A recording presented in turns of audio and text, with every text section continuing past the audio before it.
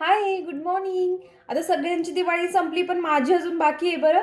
पण आता हे मी का म्हणते हे तुम्हाला सांगेनच, कारण दिवाळीचं सगळ्यात मोठं जे सरप्राईज होतं माझ्यासाठी, ते अजून बाकी होतं. आता ते काय आहे हे व्हिडिओत तुम्हाला पुढे सांगेनच. आणि फायनली माझी दिवाळीची सुट्टी स्टार्ट झालेली आहे आणि मी माझ्या माहेरी विट्याला आलेली आहे.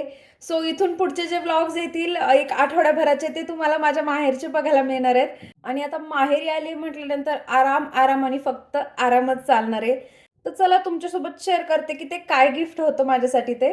आणि ते होतं माझी गाडी. हो, माझी गाडी. आपल्याकडे कितीही वस्तू असल्या ना, तरी पण जोपर्यंत ती स्वतःची येत नाही ना, तोपर्यंत त्याच्यात मजा नसते, बरोबर ना? आणि हे होतं माझं दिवाळीचं सगळ्यात मोठं आणि सगळ्यात स्पेशल असणारं गिफ्ट. आणि फ्रँकली सांगू का, मला गाडी अजून तितकी व्यवस्थित येत नाही, कारण मला खूप भीती वाटते गाडी चालवताना.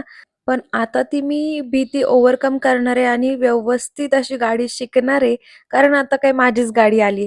दुसऱ्या कोणाची गाडी चालवायला ना मला अजूनच भीती वाटायची. आपल्याकडून दुसऱ्याच्या गाडीला काय झालं तर उगाच प्रत्येकाला आपल्या वस्तूंशी थोडासा इमोशनल कनेक्ट असतो. सो मी कोणाची गाडी कधी चालवली नाही.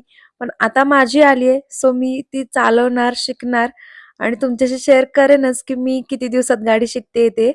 मग गाडी घरी आणल्यानंतर तिची आम्ही पहिल्यांदा पूजा करून घेतली, नारळ वगैरे वाढवला आणि नारळ वाढवले, पेढे वगैरे वाटले आणि मग होता मोमेंट तो म्हणजे माझ्या गाडी चालवण्याचा.